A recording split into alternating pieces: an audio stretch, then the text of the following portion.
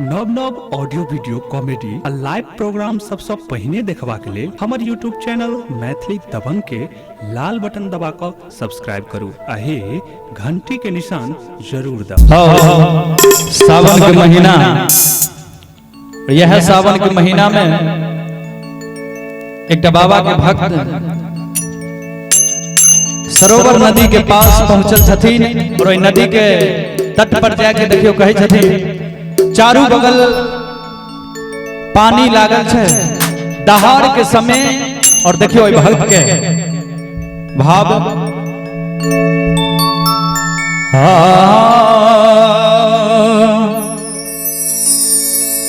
आहे सबना भादो के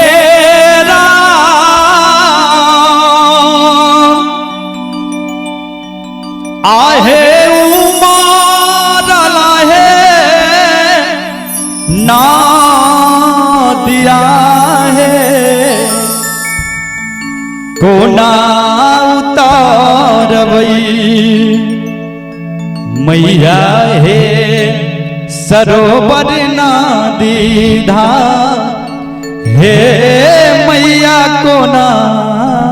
उतारवई। बहुत नेक भाव में कह रहे है जे माता हे सरोवर नदी धार हे मैया कोना उतारवई माता हे सरोवर नदी धार हे मैया कोना उतारवई सपना भादा बतेरा आहे उमर लाहे नादिया है कोना उतारवई मैया हे सरोवर नदी धार हे मैया कोना उतारवई माता हे सरोवर नदी धार हे मैया कोना उतारवई।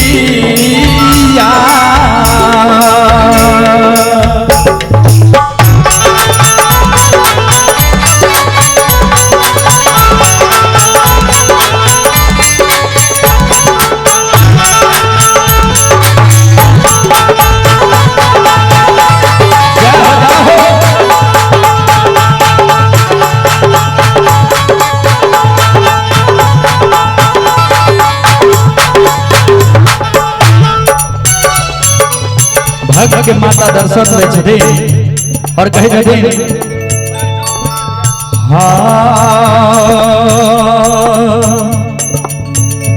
काटिली हो सावर सिकिया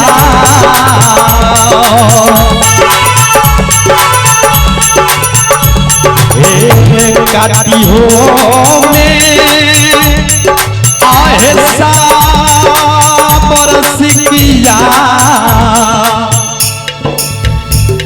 आहे बेरा बाबना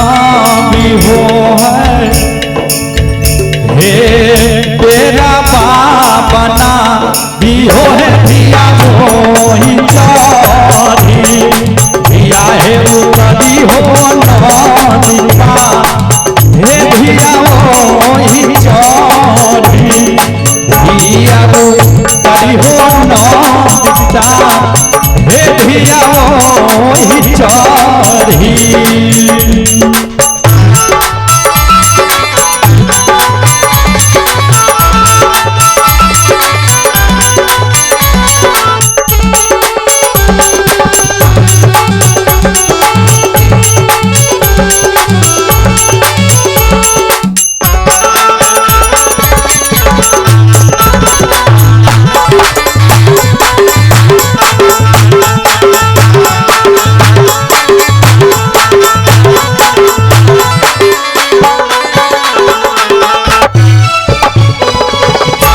टूटी जई तई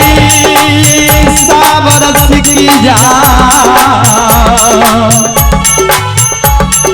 हे माइयो मैया,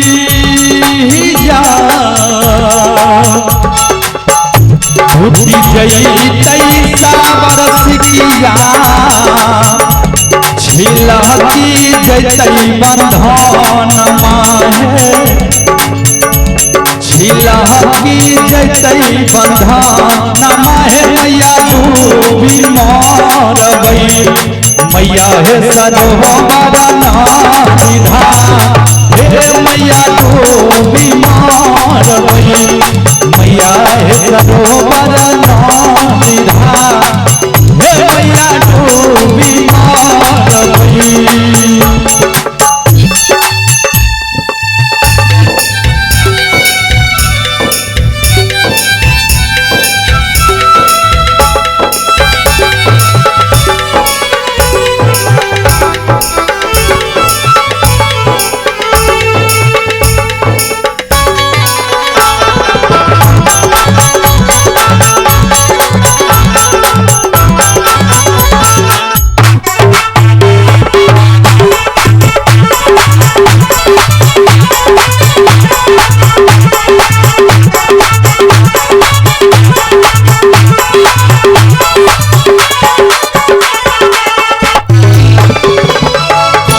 और धिया धन से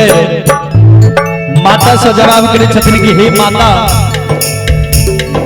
हे माई,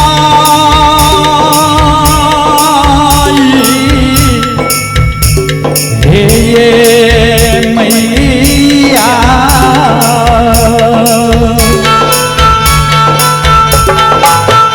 अम्मा मोरा कहताई, माई मोरा कहताई,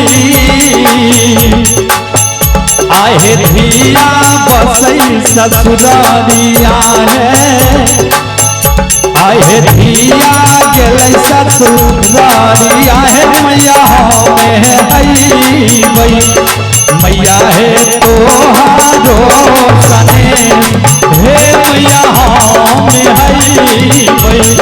कमला मैया तोहारो सने, हे मैया हमें अइबै।